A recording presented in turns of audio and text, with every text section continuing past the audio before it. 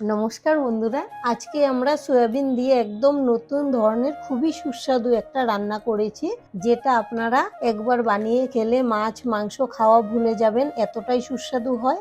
আর এটা বানানো খুবই সহজ, ঘরে থাকা সামান্য কিছু উপকরণ দিয়ে খুব সহজেই বানিয়ে নেওয়া যায়। আর এই রান্নাটা করে আপনারা ভাত, রুটি, পরোটা সব কিছুর সঙ্গেই পরিবেশন করতে পারবেন। আজকে আমি আমিষভাবে করেছি, আপনারা চাইলে কিন্তু এটা নিরামিষ দিনেও নিরামিষভাবে করে খেতে পারবেন, খুবই ভালো লাগে সব রকম ভাবেই। আর এই ভিডিওটা সম্পূর্ণ দেখার জন্য অনুরোধ রইল, আশা করছি আপনাদের খুব ভালো লাগবে দেখার পর। তার জন্য সবার প্রথমে গ্যাসে একটা কড়াই বসিয়েছি, এবার দিয়ে দেব জল।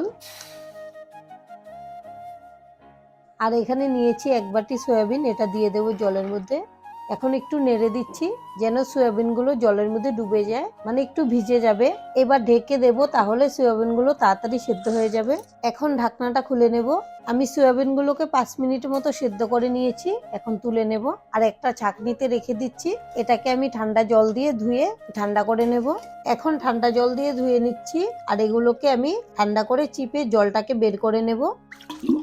সয়াবিনগুলোকে ঠান্ডা করে নিয়েছি, এখন এর জলটা চিপে বের করে নেব। খুব ভালো করে চিপে নিতে হবে যেন এর গায়ে একটুকু জল না থাকে। আমি সয়াবিনগুলোকে চিপে সোজা মিক্সিং জারে নিয়ে নেব। এবার ঢাকনা লাগিয়ে বেটে নেব। সয়াবিনগুলোকে বেটে নিয়েছি, এখন বের করে নেব। এই যে এরকম হয়েছে বাটার পরে।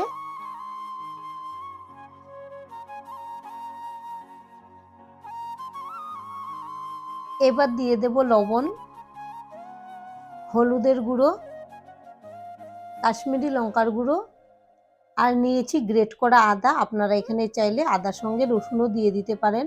1 চামচ দিয়ে দেব কাঁচা লঙ্কা বাটা। আমি আজকে রান্নাটা ঝাল ঝাল করেই করছি, তাই লঙ্কাটা বেশি করেই দিয়েছি, আপনারা আপনাদের স্বাদ অনুযায়ী কমিয়ে বাড়িয়ে নিতে পারবেন। আর দিয়ে দেব 1 চামচ পেঁয়াজ বাটা। আর নিয়েছি 1 চামচ বেসন। বেসনটা যদি লাগে পরে আমি মেশাবো, প্রথমে মেখে নিচ্ছি। এবার সমস্ত কিছু একসঙ্গে ভালো করে মেখে নেব। আমার মনে হচ্ছে মাখানোর পরে অনেকটাই ভিজে ভিজে ভাব রয়ে গিয়েছে, তাই এখানে আমি আরেক চামচ বেসন নিয়ে নিলাম, দিয়ে দেব। এটা বাইন্ডিং এর কাজ করবে, আর আপনারা যখন ভাজতে যাবেন তখন ভাঙবে না। এবার আমি খুব ভালো করে মেখে নেব। আমি সুন্দর করে মেখে নিয়েছি, এবার শেপটা দিয়ে নেব। এবার অল্প একটু নিয়ে নেব, প্রথমে হাত দিয়ে গোল করে নিচ্ছি, এবার 2 হাত লাগিয়ে গোল করে নেব। এখন অল্প চেপটা করে দেব। এই যে একটা শেপ দিয়ে নিলাম, আর এইভাবে আমি সবগুলো শেপ দিয়ে নেব। সবগুলো শেপ দিয়ে নিয়েছি। আর এদিকে গ্যাসে একটা কড়াই বসিয়েছি, দিয়েছি সাদা তেল। তেলটাকে গরম করে এখন আমি গ্যাসের ফ্লেমটা লোতে রেখে দিয়েছি। এখন আমি সয়াবিনের বড়াগুলো একটা একটা করে দিয়ে দেব।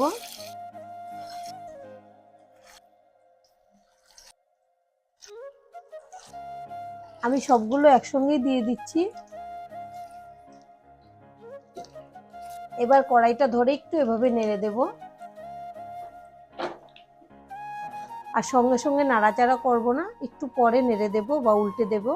1 মিনিট পর এখন আমি উল্টে দেব। আর আমাদের আজকের রেসিপিটা সম্পূর্ণ দেখবেন, সম্পূর্ণ দেখার পর যদি আপনাদের ভালো লাগে একটা লাইক দিয়ে দেবেন। আপনাদের একটা লাইক আমাদেরকে অনেক উৎসাহ দেয় নতুন নতুন ভিডিও বানাতে। আর আমাদের পাশে থেকে চ্যানেলটিকে সাবস্ক্রাইব করে নেওয়ার জন্য অনুরোধ রইল। এভাবেই আমি উল্টে পাল্টে সব দিক থেকে সুন্দর করে লাল করে ভেজে নেব। আমি সব দিক থেকে উল্টে পাল্টে সুন্দর করে লাল লাল করে ভেজে নিয়েছি। আর দেখুন ভাজার পরে কত সুন্দর লাগছে দেখতে। এখন আমি একটা প্লেটে তুলে নেব।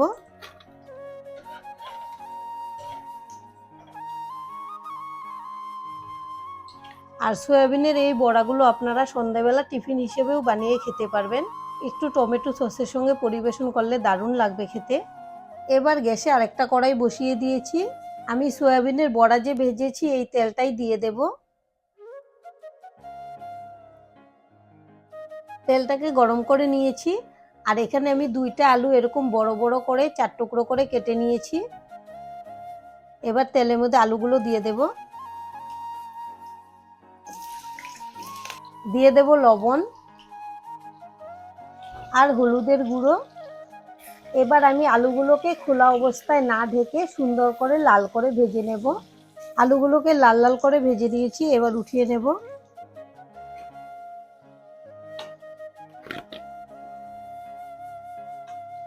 এই তেলেই আমি ফোড়নটা দেব, 2টা শুকনো লঙ্কা আর হাফ চা চামচ গোটা জিরে। এবার ফোড়নটাকে ভেজে নেব, এর মিষ্টি একটা সেন্ট বের হওয়া পর্যন্ত। প্রায় 30-35 সেকেন্ড হবে ভেজে নিয়েছি, সুন্দর একটা সেন্টও বেরিয়েছে। এখন দিয়ে দেব পেঁয়াজ বাটা,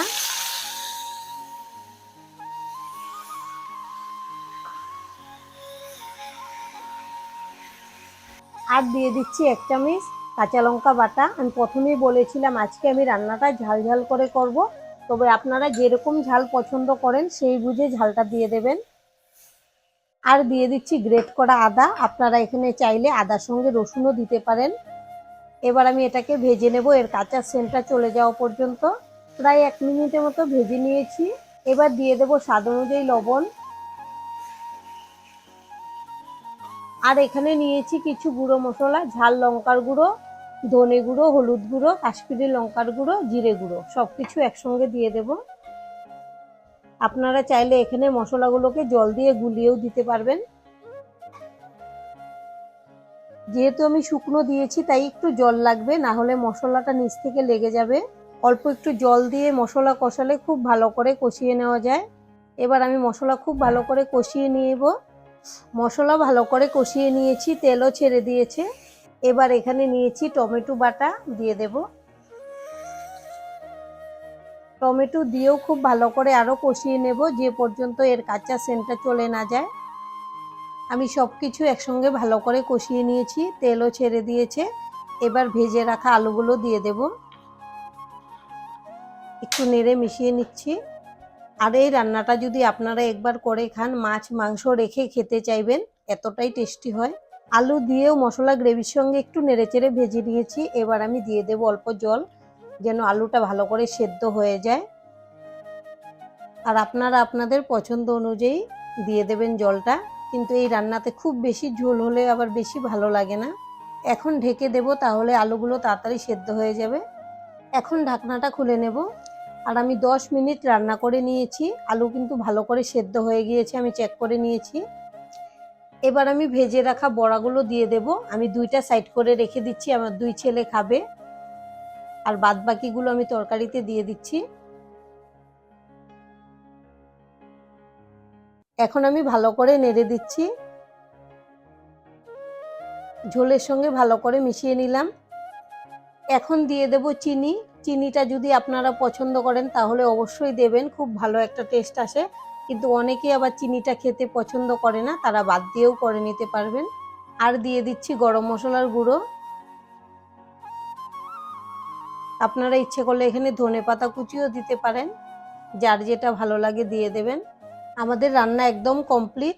আর এটা আপনারা রান্না করে ভাত রুটি সব কিছুর সঙ্গেই পরিবেশন করতে পারবেন, খুব ভালো লাগে খেতে। আর আজকের ভিডিও এখানেই শেষ করছি। সবাই ভালো থাকবেন, সুস্থ থাকবেন। সম্পূর্ণ ভিডিও দেখার জন্য অসংখ্য ধন্যবাদ।